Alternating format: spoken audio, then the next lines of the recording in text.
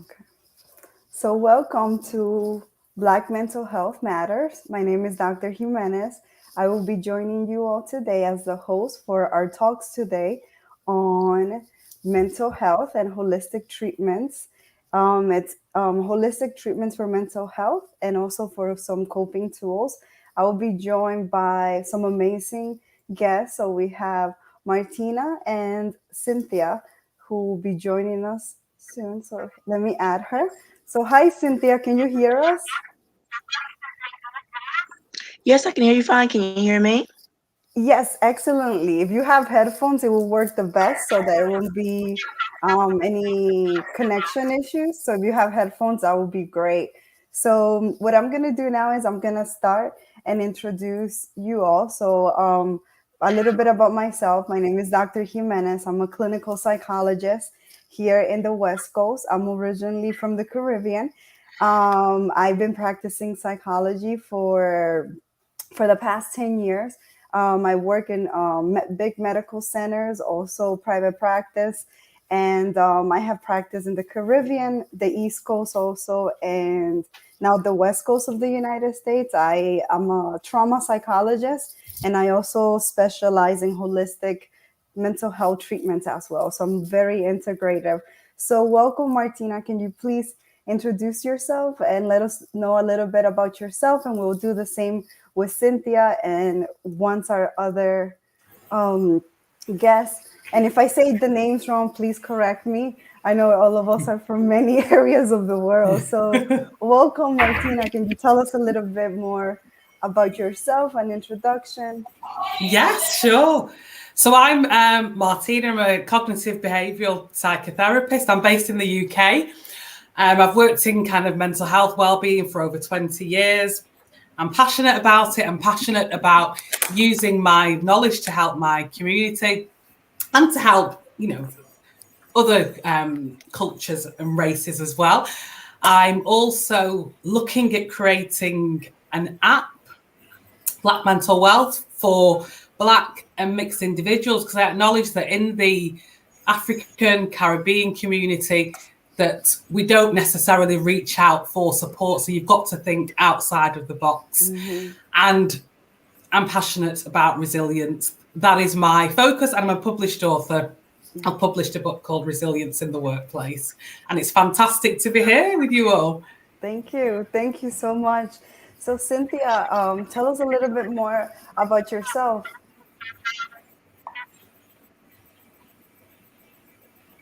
Can you hear us, Cynthia? So maybe My I'll. internet connection seems to be very weak. I am so sorry. No worries, no worries. I was able to hear you now. Can you tell us a little bit more about yourself, Cynthia?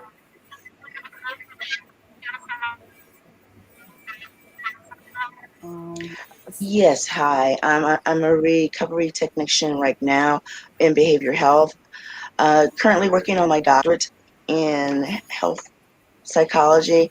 My main emphasis right now is on African American women and mental health for them.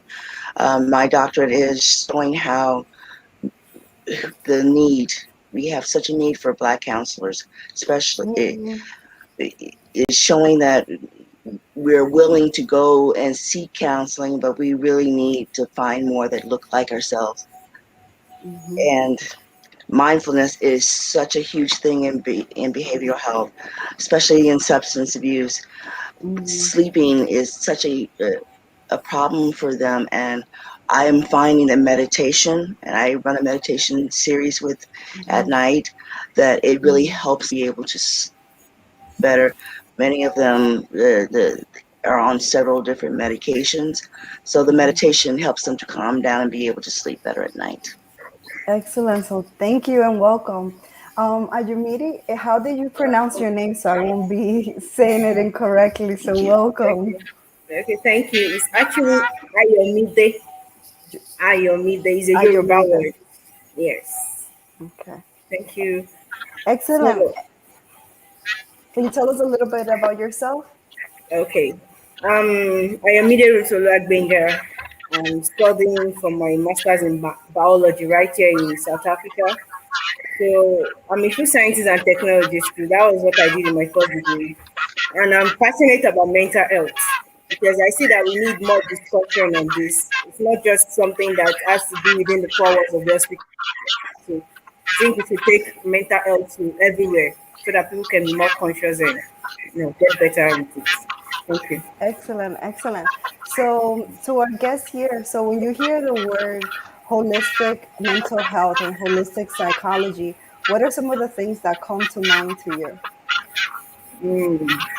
Holistic means like the whole, everything all together. So it's not just you're not just even discussing just mental health. It means the general health. Every part of the human, lifestyle, social, culture has to be involved to make this, perfect, to give us the perfect mental health well-being we need. Excellent. And for you, Martina, when you hear the word holistic mental health, what do you think about, or what is that concept for you? So for me, it's about kind of treating the whole system, acknowledging that we're not just physical beings, entities. We've all got. I mean, I'm a Christian. I believe that we've got. There's a spiritual side of us. Some people may have a faith, some may not, but you can practice spirituality in different ways. So acknowledging that the mind, the psyche, and then also the physical body, and looking at catering to all of those areas because they're all interconnected. You can't focus on one area and ignore the other. Otherwise, someone's mental health will be compromised. So it's about focusing on the whole Yes. And person. that's also how I see it. Also, holistic is seeing the whole together. I know that historically in the healthcare system, we see a doctor for the body, a doctor for the mind, and everything is not connected. So, a quote that I always love is, "The whole is greater than the sum of its part." It's everything is connected, like you said. To me, the mind, the body, and even the spirit. I know for a lot of us who are Afro descendants, whether we practice many spiritual belief system, and that's also highly important to bringing about wellness. And I think it's important to know the person's cultural background too, and race, and how some discrimination, how the impacts of inner city violence and slavery and cultural components also, to integrate them. So that's also, to me, it's very integrative, and looking at all these pieces to better understand the person. For example, I deal with clients who have PTSD, post-traumatic stress disorder. Many of them have been sexually assaulted, been in the experienced combat trauma. Um, but we see that their physical health has also been impacted by their mental illness. For example, when somebody's always on fight or flight mode, eventually, that can lead to cardiovascular issues. We also know from the A study, um, we also know from the A study, which is a childhood adversive reactions, that there's some traumatic events that happen in childhood that then make somebody more prone to mental health difficulties or physical difficulties. But if they can be addressed, the person will be better able to cope. Um, so yes, definitely. So my next question is, have you guys heard of the concept of mindfulness? And so we can start with maybe Cynthia. I think you kind of mentioned mindfulness. So what is some, let me see something. I think we have some noise trouble. Um, oh, it's not letting me mute. So for you, Cynthia, what is mindfulness, and how do you utilize it in your services?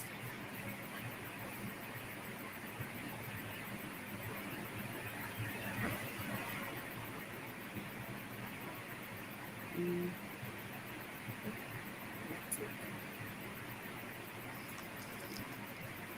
Looks like she lost Frozen. connection. Yeah. Yeah, no, no worries. What about for you, Ajuromide? Have you ever heard of the concept of mindfulness, or what are some, if not, what are some holistic methods that you have integrated to care for your mental health or within your research? Okay, I believe being mindful of our mental health involves not ignoring it. When we see some signs or some things that we just know, okay, this is not usual. This is not how it's supposed to be for my health. I think we should not ignore it. We should face it. That is one major way of getting the needed help.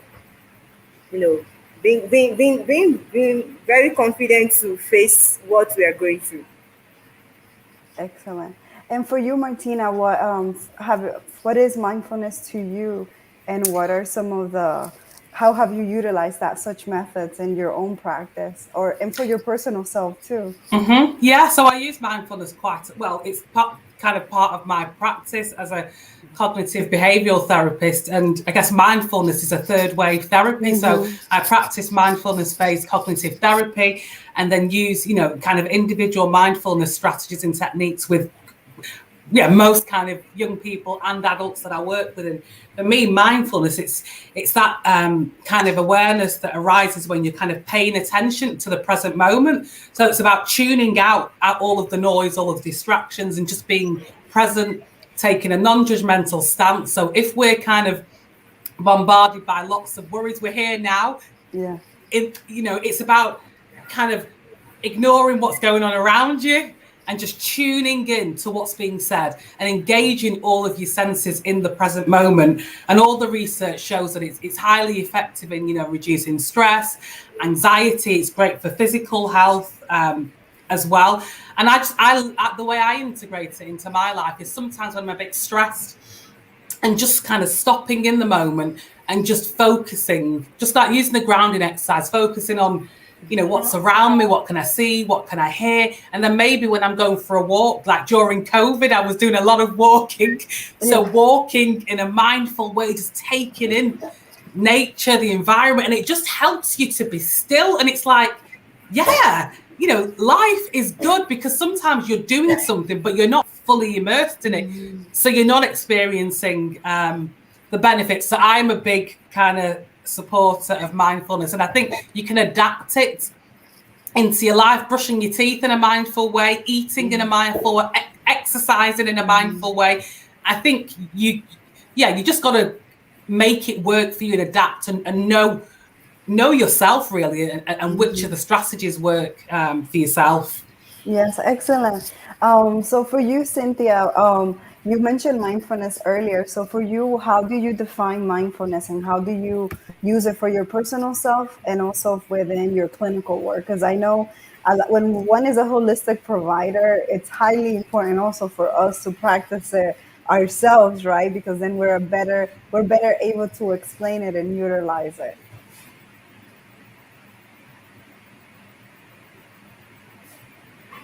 Oh, you are so true on that. If you're not practicing it yourself, show others how to do that. And I'm going along with what Martina was, and it's in the little things, deep breathing, just the breathing in and this taking environment, and also earlier on and diet in African American men and our eating, and we just putting food into our mouths and not even recognizing the textures and the smell, and it's the mindfulness of that, just enjoying that meal, taking your time, deep breathing, taking in the environment, because a lot of times we're just eating and we don't even know why we're eating. And especially in my work, we're talking with my clients. Sometimes they're upset and they don't even know why. So I have them, okay, let's sit a second. Just cleansing breaths, and maybe what I'm upset about is not really what I'm upset about. Maybe it's something else, and then we're able to get to the root of the problem. But mindfulness is taking in all of that, slowing down. Excellent. Yes.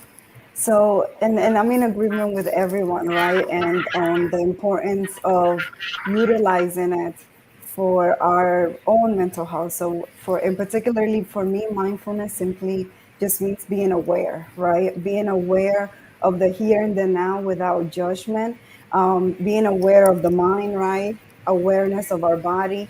And also, if we are spiritual, right, of our spiritual sense. And for me, spirituality, it's higher self, right? But for everyone, that might be a little bit different. So when we're mindful, we're in the here and the now. A lot of the times, what tends to happen, right, with mental illness, for example, in the context of trauma, the reason why I use trauma is because within the United States, about 70% of the population has experienced trauma. Also, being someone from the Caribbean, there's a lot of trauma. It's just that we put it under the rug. So I know in the African diaspora, we are always told, right, to just focus on the now and sometimes sweep everything under the table. But there's so many traumas that then get manifested, whether it's through substance issues, eating disorders, weight, also through other medical conditions such as cardiovascular. So mindfulness is just a practice that teaches us how do we ground the mind in the here and the now. And we notice what's happening, but without judgment, because we're also very judgmental. We might say, oh, I've been in treatment for 5 years. I'm not supposed to have those thoughts, or I'm a psychologist, or I'm in mental health. I shouldn't think like that. No, we all have intrusive thoughts. We all have engaged in behaviors that might have been, whether it's workaholic, eating, and all these things. We have engaged in behaviors, but how can we become aware of them without judging them, right? And compassion. So it might be, oh, I'm having a thought of anxiety versus saying I'm anxious, because you are not anxiety. Anxiety is a state, not who you are, or not, you're not a diagnosis. So that's why, like, all of you were saying, you can bring mindfulness into all areas of your life, because right now we could be mindful about being here, present and aware, without thinking about the connection or what we have to do next. So it's a practice in myself. The way that I practice mindfulness is I have a meditation practice. So when I wake up in the morning, I try to at least have 11 minutes before I start seeing patients to kind of do, and there's different types of mindfulness, right? Like somebody said, walking, it can be eating, it's just being aware. So for me, I just become aware of the breath, and I use that as a grounding method to get myself grounded before seeing, clients, because it's dealing with trauma.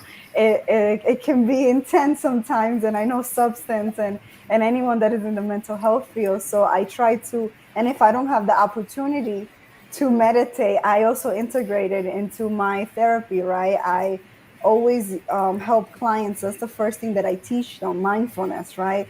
What are some techniques that they can utilize to be in the here and the now? Because usually PTSD is about what happened in the past and how can I avoid it in the future. Depression, a lot of the times, is about what happened in the past and you're stuck there. And anxiety is about the future, but what we lose sense is of the present moment. So mindfulness just means, how do you bring awareness back to the here and the now? So that's what, for me, mindfulness is, and I integrate that to everything. My next question is, so for you, what are some holistic methods that you utilize in your own practice? Whether that, I have heard mindfulness, or whether that is nutrition, whether that is, so what are some holistic methods, and also something that might be culturally relevant? Because I know that a lot of the times for our communities, they might feel like, oh, unfortunately, the mental health field in the US is very dominated by the dominant group. Like, I think Cynthia or Martina, somebody mentioned on how, sometimes our people are willing to come, but they feel like, would you understand me? So what are some holistic methods that you integrate into your practice? And also, can you bring some cultural aspects for our diaspora folks, or for our people that are also in the continent?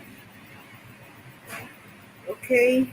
For me, number one holistic method I use is communication. I have some people that I know that even when I'm going through some things and I've been trying to sort it out, meditating and all, and I still feel the depression, or I still feel I'm not being okay. There are some people I could talk to, friends. Hey, I'm not okay. I think I'm getting them to realize that it's fine to say you are not okay.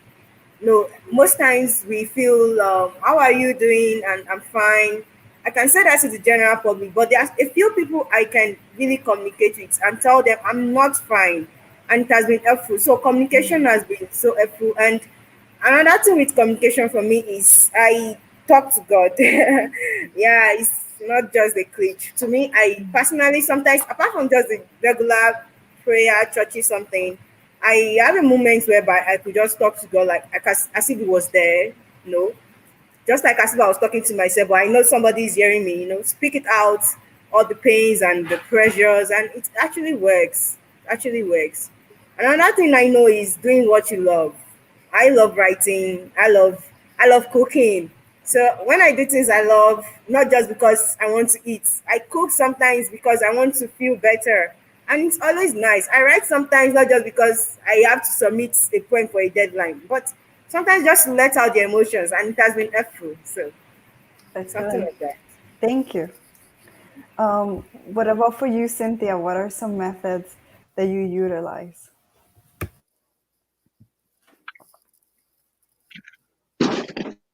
Journaling for me is huge. As sometimes you can't find that person to go and talk to, and sometimes you don't want to talk about what's going on with you. But if you can write those emotions down, and I have found that just writing what's bothering me that day. Hey, it's been a bad day today. These are the reasons why I'm feeling sad. These are my reasons why. Just getting some of those emotions on paper, and then maybe going back later and reading them has been huge for me. Exercise. If I'm not doing at least 3 to 4 days a week of some kind of form of physical exercise, and at 20 to 30 minutes, you're letting all of that pent up emotion come out. And by the time I'm done exercising, I'm like, a lot better. Problem may not be solved, but once again, it's finding those quiet moments, maybe with a little sock and just going within and just getting some deep breathing. I have found that to be very effective for me. And I use a lot of those, like I say, with many of my clients. The physical activity is really good for them, just getting some of that pent up emotion, because as you were saying, trauma, so much trauma. That's the reason why we see so much substance abuse at least in the United States. It's a lot of trauma. Excellent. Excellent. Thank you. For you, Martina, what are some holistic methods that you integrate into your clinical and personal practice? Yeah, so I kind of echo a lot of what Cynthia and Ayomide have already shared. I think for me personally, exercise is my go-to. Especially, being a psychotherapist, it is very stressful. I need to look after myself. If I'm, you can't pour from an empty cup. So even sometimes I work long days and it's like, I just push myself to get to the gym. Gym, health club, I don't think about it. I just go there, work this body. And then, using the spa facilities, it's just like, yeah, that's me recharging my batteries, but also connecting with what's important to me, connecting with my values. And I would say, especially during COVID, that's something that I've been a lot more intentional about and thinking about. Am I aligned with my values? Am I aligned with what's important to me? Because when we're not aligned, that's when the kind of distress arises. So kind of, aligning with what my interests are. So that's something that I do. And trying to be more healthy, focusing on my diet, because when you eat rubbish, there are times I eat rubbish, your body responds, it's all connected, and you think, why am I tired? You're tired because you're eating rubbish. That's the reality. And I integrate all of that with my clients that I work with. So all of those kind of different stresses, and some of what Ayomide and Cynthia have already shared. And I think it's important to kind of acknowledge that, like, you know, nutritional supplements can help. And I know, like in the UK, the NICE guidance, which informs the treatment, which is delivered to people that are struggling with anxiety or low mood, depression, and other, you know, trauma. That there is, I remember reading, I can't remember, a while ago, that like St. John's worts, that can be effective to help with your mood. And I remember when I first came into the field a while ago, people were talking about it, but there wasn't that much of an evidence base for it. But it's actually recommended now, you know, within the clinic, the guidance which is used in the UK. So that kind of highlights that holistic methods are important. The evidence base it's weaker because there's not been as many clinical trials, but we can't ignore that they can and do help people to kind of manage. Yeah, excellent. Thank you. Yeah, and to piggyback of what everyone has said, I'm in agreement. I think all those things are highly important, and in particular, like I think all of it is important. The communication, like Ayumide was talking about, because a lot of the times in our cultures, we don't communicate. We repress a lot of the things. So we need to know, when is it that I need to talk to someone that I trust. And if it's somebody, if we cannot find someone that we trust, or if we feel like this is getting, you know, it's increasing, maybe we can seek a therapist if that's available to us. Also, like Cynthia mentioned, food, nutrition, and exercise, and Martina too. I think those are all important. The reason why, one of the things I tell my patients is exercise is one of the most underutilized antidepressants there is, because again, everything that we get from the psychiatrist prescribe underneath that little bottle, we have access to that also naturally. Not to say that people don't need medications. Some people do need medication, especially to get that booster. But what we do know, that the number one thing to treat depression is behavioral activation. Basically, simply meaning doing activities that you enjoy and that gives you value and reinforcement. So physical activity, when we exercise, we release serotonin, dopamine, which is the same thing that you find in the bottle, right? So also when you have social connections, you're also releasing oxytocin, which is a feel-good hormone that helps us attach. And that's why sometimes hugs feel so great, is because we release that hormone. Also, I'm a big proponent of physical activity and sunshine, right?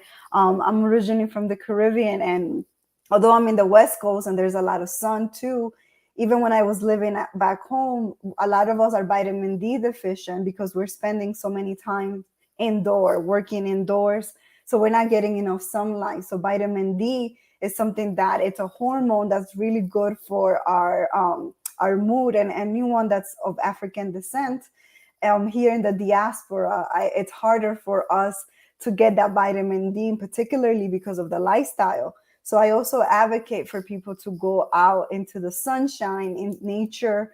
Also, I call it green therapy. Nature is such healing. So going, I know for myself, since I deal with clients, to heal myself, I like to go to nature, whether that is to the mountains.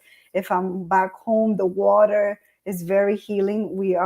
And it also connects you to your spiritual self, because you see, wow, look how beautiful this mountain is. You know, like you see the beauty of nature. So, and also I integrate nutrition, like you all noted, it's highly important. A lot of the times, when we eat or overeat, it's because that food is giving us, for example, junk food makes us feel good in the short term, right? So that's why a lot of the times we're seeking that food or substance. But in reality, food can be very healing, and particularly, and now they're doing some more research here in the US. Unfortunately, the US, it has I cannot speak about the UK, I'm not there. They don't even recommend such herbs here. But being from the Caribbean, where naturally we use a lot of herbs and supplements to help with things, that's also important. I know when I was a kid and I would get anxiety, my mother would make me chamomile tea, because I would get test anxiety. So chamomile is a very soothing herb. So I will go to take my test, and she was like, let's breathe, and here's your chamomile bottle. So I used to feel like more soothing. And I have also studied Ayurveda, which is a holistic science from India.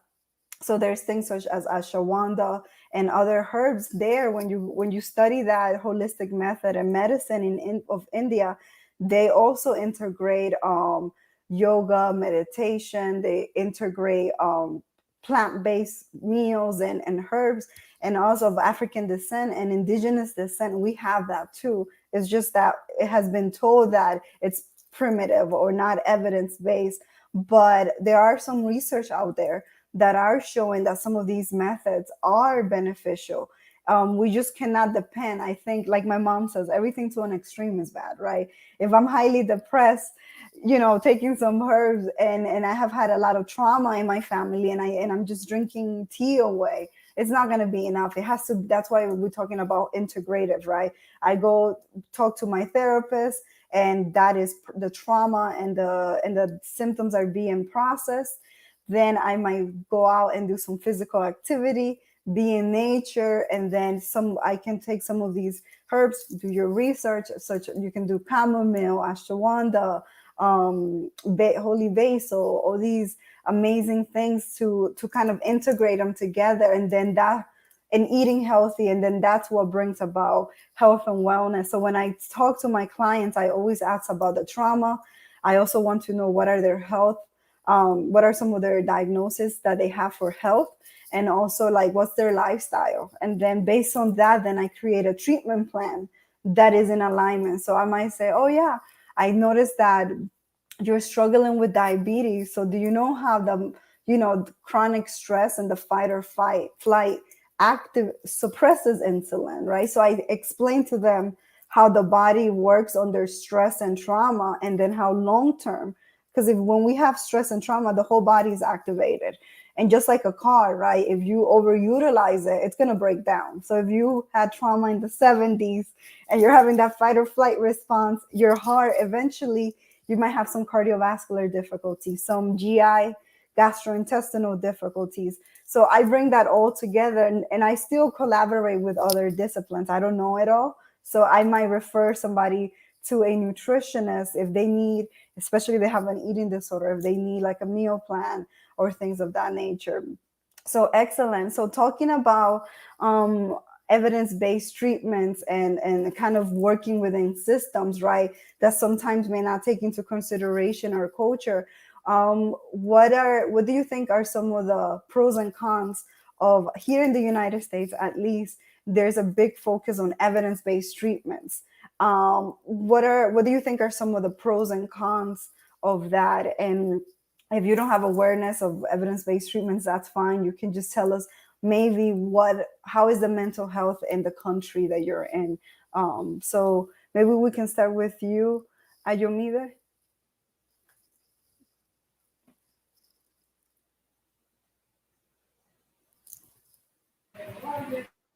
Okay. One of the pros of being having safe space, right?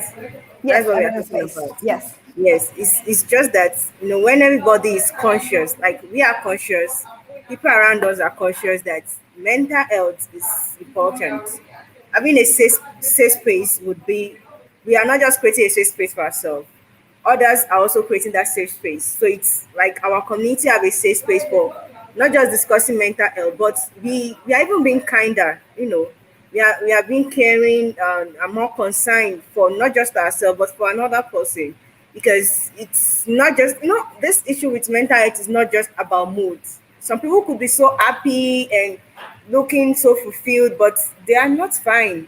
So, but when we make our environment, our workplace, our family, the church, everywhere to be safe for ourselves and for others, it will surely be very good. So that is a pros, because it helps a better community. And the cons of it is, I think it's more about how we still perceive this, because we still need to correct some, should I say, narratives. There's still some wrong narratives that need to be corrected. Some people feel the more we are being aware about this, the more we talk about this, it's just as if we are being classified. It's some people feel it's more of a problem being generalized. I don't know, like Still in African settings, sometimes they feel talking about it. Why will you say that? Why will you know, that should be private. But sometimes it doesn't have to be private. We just need to be open and allow others to feel safe.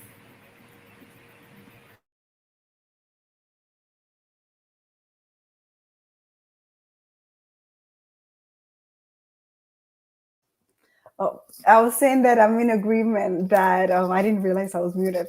In agreement, right? We have to create these safe spaces for ourselves and also for our community. And actually, that's the biggest evidence that shows is about the relationship.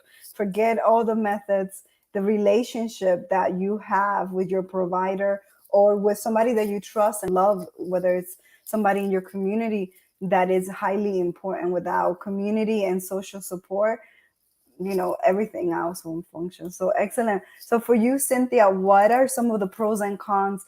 I know you're also in the US like myself. There's a big push for evidence-based treatments and outcome measures and all that. So for you, what are some of the pros and cons for such methods?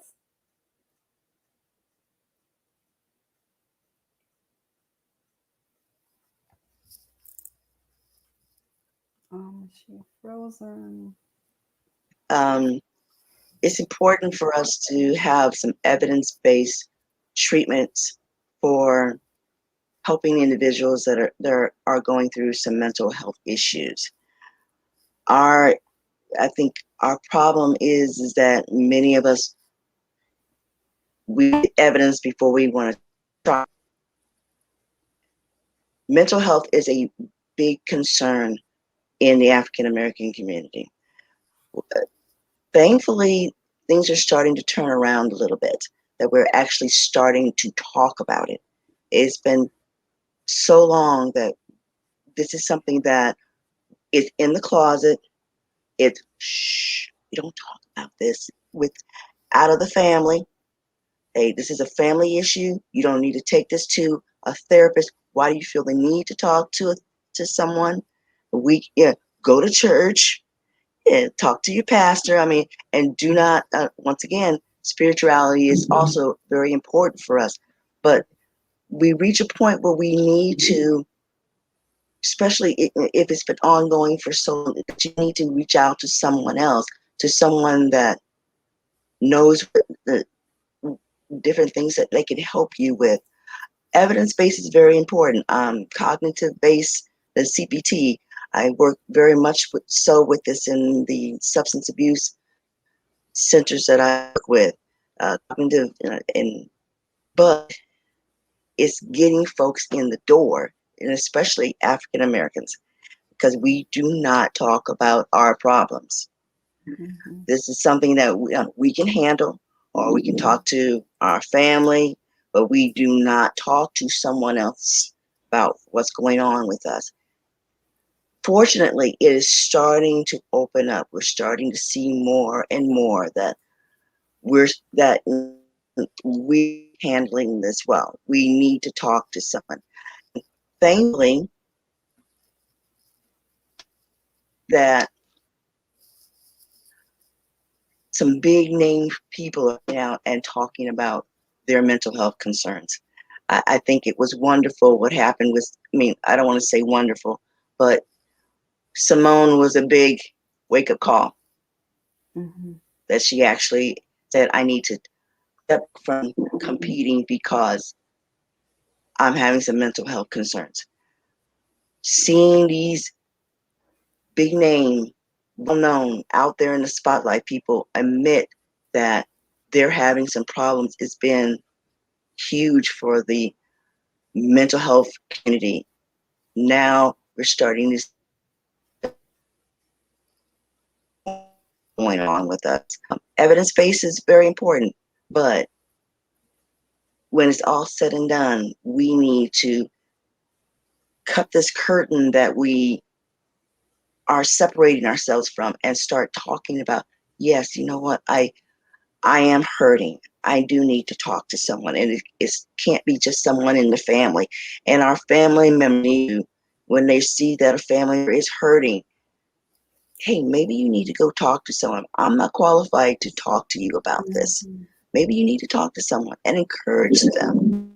Hey, have you heard what? That she's going to see a therapist. Hey, I can't believe that she's doing that. We need to stop that. And once we start doing that, I think we're going to start seeing some big progress within the African American community. Excellent. Yeah, and I'm in total agreement. It's the same for Latinos, African Americans, and individuals of the Caribbean. There's so much stigma, right, when it comes to mental health, and the reason being, right, because we have dealt so much discrimination and so much racism that you also feel like, can I trust this individual? Because I'm not sure about other areas of the world, but it's always being looked down upon to show your weakness, because it can be utilized somehow against you in the system. I know that a lot of the parents that I have, when I was working more within the community directly, that was their fear. Like, are they going to call Child Protective Services on my family? They're going to take the kids away. So there's a lot of fear still, and also being told to just put on a bright smile and keep moving forward. Something that I say always is mental health is health, right? So we wouldn't just go to our pastor if our appendix is about to burst, right? We're not going to tell our pastor, hey, like, I need a prayer right now for this appendix. It might be helpful, but, you know, and your mother, even your own mother, my mom's in the medical field, she cannot take out the tools and operate on me right then. I need to go to a doctor. So the same thing when it comes to the mind, that it's great to communicate with our family, our peers, our spiritual community. But when we realize that it's feeling like it's getting heavier, to identify, to go in and get help, because, you know, mental health is health. So what about for you, Martina? When it comes to evidence-based treatments, what are some of the pros and cons of that modality? I think, like Cynthia said, you know, I'm all for evidence-based because I'm a cognitive behavioural psychotherapist. So, I should be. The evidence base is important because, you know, when you're working with people, they want to know, is it going to work? And I think it really helps with kind of developing a relationship with, you know, a therapeutic relationship with whoever you're working with, and depending on the type of individuals, you know, some people are kind of more mental, cerebral, and they'll be asking you, so, you know, what is the evidence base? How long is it going to take? And if there isn't any research, what are you going to say? And it's about, you've got to keep your clients on board during that journey. And I think having the evidence base, the science, the research is what can also increase confidence in whoever's engaging with a type of service, as it is in the medical profession. When you go to the doctor, I'm not just going to take, I'll be honest, medication that hasn't been, you know, there hasn't been a lot of clinical trials, not at all. You know, and I do take, but I've taken a lot more in the past, medication for my physical health. So for me personally, I want to know what the research is. I'm not saying that I'm not kind of an advocate or proponent of holistic methods as well, but I am very much, that's what's been drummed in me. You know, my background is psychology, so I think it's really important, but it's all about getting the balance. And when I was kind of thinking about today and preparing it, it also made me consider all of the research that's been conducted. You've got to think about who are the actual individuals who are engaged with the research. Most of them are white individuals. So some of the research that has been that's been kind of conducted, it's application to the Black community, the diaspora, or to even other cultures. It's not relevant because a lot of these studies are students who are white, middle class. That is the reality. So we've got to bear that in mind. So there needs to be a more diverse representation of the community at large. And that's why we need more Black researchers who are actually interested in this area.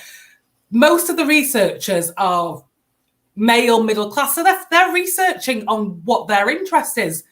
And we need money. It's about the money. You need money, funding for the research to be conducted. So with some of the other holistic methods, they could be just as effective, but because there isn't an evidence base, it's a lot more difficult to, I guess, to kind of utilize them. But as you shared, in the US, it's all about evidence-based, key performance indicators, outcomes. It's the same in the UK, and it's money. If you want money from the government, they need the research. They're not going to give you money for just an idea or something that might work. No, that's not going to happen. So yeah, I think evidence-based practice is fantastic, but we've got to acknowledge that there are lots of other approaches that work, and then also acknowledging that within our history, we've got a fantastic history. And like you were sharing earlier, Dr. Jemina, you were sharing about some of those kind of holistic remedies, kind of acknowledging that yes, we can use them, and nothing's wrong with that. It's about trying to take an integrative approach, and there are case studies available in terms of the effectiveness of certain methods. So I think sometimes it's use the evidence base, but then if you are interested in holistic methods, think about, well, maybe I might just try this out and see if it works for me. If it doesn't, then you just keep it moving. Simple as that. Yeah, I'm definitely in agreement with that. I'm also training a lot of evidence-based treatments myself, especially for trauma, eating disorders, and anxiety disorders. So I have a very strong evidence-based background, and that's my main job at the hospital. That's all I do. It's basically doing cognitive behavioral therapy, CPT, which is a trauma protocol, prolonged exposure. About to start learning biofeedback. And so I like everyone noted, evidence-based research it's needed, right? And particularly we need to study. I love neuroscience because now I can say, hey, this is how exercise is beneficial. This is how yoga works. This is why site therapy is important, because it rewires the brain, the neuroplasticity. So I think it's very important component of the mental health field. And it's also important for our people to know that we do have evidence-based treatments and research that does show that it's highly effective. It's a lot of times even more effective than medications. Usually say medication and therapy alone. It depends on the disorder, but therapy is the root, right? If we don't address the root of the problem, it's very difficult. So evidence-based treatments are excellent. However, they do have their limitations. Like Martina, Cynthia, and Ayomide were talking about, some of the weaknesses is, right, that is basically based on a Western model, right? There's not a lot of money or interest or research being put on researching some of these holistic methods, particularly if they come from African, Black, or Indigenous folks, right? It's before it was seen as pseudoscience, but there's a lot of research now that is showing that. Something that I do is I also look at the literature of other countries. I look at some of the literature that is coming from the African continent. I look at what's being done in Latin America, especially because in these continents, Africa, Latin America, and Caribbean, we are doing our research. It's just that it's not being promoted as much and it's not being taught. So I went outside to get that knowledge, because then we are doing that research. It's just not being highlighted. I know in my case, I do have that advantage that I speak Spanish and English, so that's beneficial to me. But I know a lot of us from the diaspora speak multiple languages, so we might have access to the French literature, to other indigenous languages. So I think that's important. The evidence is there. Use evidence-based treatments that are beneficial. Like I always start my clients with mindfulness and grounding to kind of help them, but then I go on into a full-blown evidence-based treatment for trauma, and I see it work. Before, when I didn't have those tools, it was helping. It's beneficial. Therapy helps everyone. But then when I was using these evidence-based treatments, it's like a vehicle that got you there quicker. But then I supplemented it with holistic approaches, like, hey, by the way, let's check on that nutrition. by the way, if you're not going to feel better if you're locked up at the house in your house with some shades, let's go out, let's do some exposure exercises, let's go to the supermarket, let's go out and about in society. So I think the best modality is using evidence-based treatments in conjunction with holistic methods if you feel comfortable, and also researching that holistic method. There's some things that I would not recommend because there's not a lot of research is there, or it's outside of my scope. It's also important to know your boundaries. So for me, it would be, oh, let's work on the eating and the community support. But yeah, and like Martina was saying, we need more researchers of color, whether it's in the US, in the UK, and in these Western societies, to do research also, but get money, because we have a lot of ideas, a lot of things, but there is a glass ceiling, and there are some barriers to access to education. That's why there's like less than 1% of doctors, psychologists are Black, and I think one, like less than 5, it's like 1%. And I myself, I'm Afro Latina, so it's like, what's that percentage, right? But there's a lot of historical things that is also keeping us from getting to these levels, and also when we do get to those levels, to be able to have access to the research. So I think the community needs to do better, and I will hope that in the African continent it gets excited about mental health and does a lot of research. So then for us here in the diaspora, we can also connect, because I feel like connecting to your roots, it's also important. For me, it was very empowering to connect back to my ancestral roots of African ancestry and indigenous, and combine that, because you don't know where you're going if you don't know where you're coming from. So for us diaspora folks, I think it's important to also have that connection and that bridge. So my next question and final thoughts. I was wondering if Martina or Cynthia felt comfortable to and either Ayomide to explain what is a whether it's holistic or mindfulness, what is a tool that you can kind of leave our audience with, so that they can take that. If you feel comfortable guiding us through a meditation, or if you feel comfortable just sharing one tool, I think that's also important, because sometimes people don't have access to go to a therapist. So what is a little nugget or book maybe that you would recommend, so like a resource to give our audience? So we can start with you, Ayomide. What is a little tool that you can give as a gift to our audience? Okay. Something came to my mind as we were discussing the evidence-based practices. I feel in the medical field and the scientific world, there are some situations that come up that could be unusual, new. The challenge is for care providers, the people, the healthcare providers, to be more cautious, even if this seems unusual for a patient to have this. I think the beauty in the science world is coming together to share the ideas, to share researches, and see how we can prefer help. So no matter how it is, if it has been following a trend, if it has been um, commonly seen, or if it's even a new case, I think we should take it as important as we would treat cancer and other health issues. And also, it is a challenge for researchers to focus more on Africa. We need more African researchers, because just as we see other aspects of medical world being developed, we also need the mental, health being extensively researched. And yeah. Yeah. So thank you. Any little tool, Ayomide, any little tool that you could give our audience of that has been helpful to you, or that it might be beneficial for them to have in their coping tool? I tell my patients, like, let's build like a little coping box. What is a tool maybe that you can put in our coping toolbox for our audience to take? Okay, taking a break. It's okay Yeah. to take a break sometimes. Like, so okay. Sometimes we could feel guilty when we are so busy and having so many responsibilities, but just a short break, and then rest, relax. Sometimes just wake up and sleep.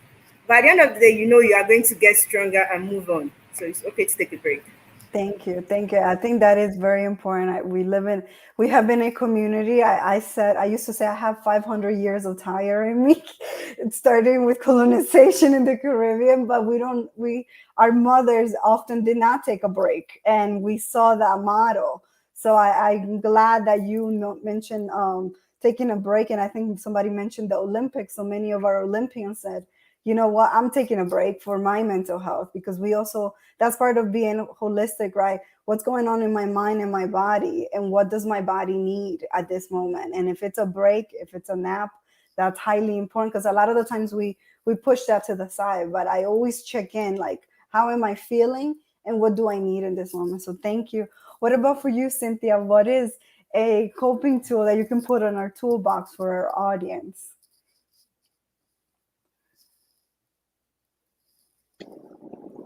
I would like to piggyback just a little bit on what Agonita was saying, taking a break.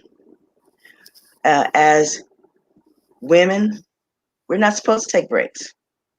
We are strong. We are strong women. We can handle anything that life brings to us. We need breaks as much as anyone else does. It's not a sign of weakness. If we can get that drummed into our head, that taking a break, admitting we need help sometimes, is not a sign of weakness. We can start getting that into ourselves and our next generation. Imagine what our girls and women will be in the next generation. My little tidbit: breathing. All of us, if we know, we shallow breathe all the time. Taking that, hold it, and then let it out. If we do that a couple of times, one, it slows us down, and it allows us to focus. And the next thing you know, hey, maybe what we're worried about is as big as we thought it was.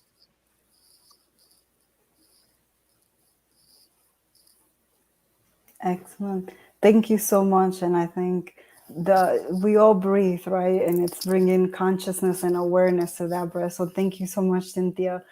What about for you, Martina? What are some coping tools that you can add for our audience? I think for when, if someone's kind of worrying or overthinking, if you're going into kind of a new environment or a place where there's uncertainty, is always, rather than thinking about what's the worst outcome, looking at countering it with, well, what is the best outcome? So you can have, a balanced and realistic outlook and perspective. And that just helps to kind of bring you back to, kind of managing your mindset, because sometimes, if someone is worried or anxious, your mind just takes you on this negative path and journey. But when you're able to acknowledge the positives, that just helps to ground you and helps you to kind of regain control and to reset. And then I kind of alluded to it earlier, the kind of grounding exercises, which are, you can just implement them anywhere, but thinking of 5 things that you can see, looking, for those who are listening, 5 things that you can see in your environment, 4 things that you can hear, 3 things that you can feel, your clothes on you, your hands on your shoulder, 2 things that you can smell, and 1 thing that you can taste, and just constantly doing that. And then maybe, integrating that with the breathing as well, and just using that to help you to be grounded and to be present, and to enjoy life, enjoy the moment, enjoy the weekend if you're not working. Yes. Yeah, they're my tips. Excellent. Thank you so much. And I really love all these tools, right? As we see there's so many tools available to us. Something that I will add too is also there's so many good apps these days, right? If you have access to a phone and can download an app. I know that there's an app that I use called Insight. I'm not promoting them. I'm not getting paid for that. It's called Insight Timer. And there's so many YouTube, right? There's so many talks like these ones available there. So you can go in and find an app like Insight Timer that's for meditation. You can go into YouTube, use technology. Don't let technology use you. So also there's so many great books out there. So also books, podcasts. So those are some things that you can do. A method that I use that kind of integrates a lot of the techniques that you all have said is I tell my clients the stop method, right? So when you're feeling triggered and worked up, you say stop. Stop is to help you interrupt the stressor. Then T is for taking a breath. So take deep breath, like Cynthia said, inhaling for a deep breath and exhaling, and then pausing and continue. The reason why we breathe is to kind of help us to ground. And also when we breathe, we send oxygen to the brain, because when we're in fight and fight mode, the brain is in the emotional center is activated, but that breath brings us back to the center. And then the T is think. So what is your thought? What is your emotions? And what is my physical sensation? So like Martina was saying, I'm having a thought that I'm not safe. Okay, I'm feeling anxious. Where do I feel that in my body? I feel butterflies, my hands are shaking. But then you can ask yourself, is that thought realistic? No, that thought is not realistic. I'm in the supermarket and there's a lot of people. I am safe and protected. Okay, is that helpful to you to think that way? No, it's not helpful. So then the P is proceed to do something aligned with your value. You know what? I'm going to proceed to go buy food for my family because I love them and I want to make them a whole healthy meal. So again, so you incorporate a lot of these methods. So stopping, taking deep breath, observing what's happening within, and then challenging that, right? Because if we just let it, you can go, the challenging is the CBT way. Mindfulness will say, okay, I'm having a thought of anxiety. Thank you for letting me know. No, but I'm cool. I'm going to keep shopping. With mindfulness, we don't judge it and we don't even question, and we just observe it and acknowledge it with compassion. But sometimes we need to challenge it. It just depends on how strong that thought is or where we are.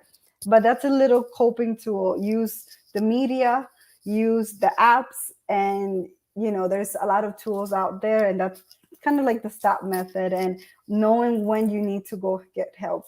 So thank you so much, ladies, for being here today.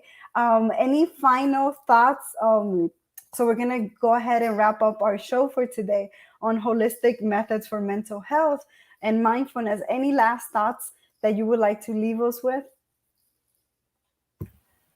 I'd just like to say that it's okay not to be okay. And it's a strength to seek help. It's a strength. It's good to seek help. And that, is a quote from Michelle Obama as well. Seeking help is good. So seek it. Yes, thank you. Okay, and everything is going to be fine. Actually, it's not just a mantra. When we calm down, when we seek help, when we trust God, when we consider everything about us, like everything being balanced, it's going to be okay at the end of the day. So. Thank you. Any final thoughts, Cynthia?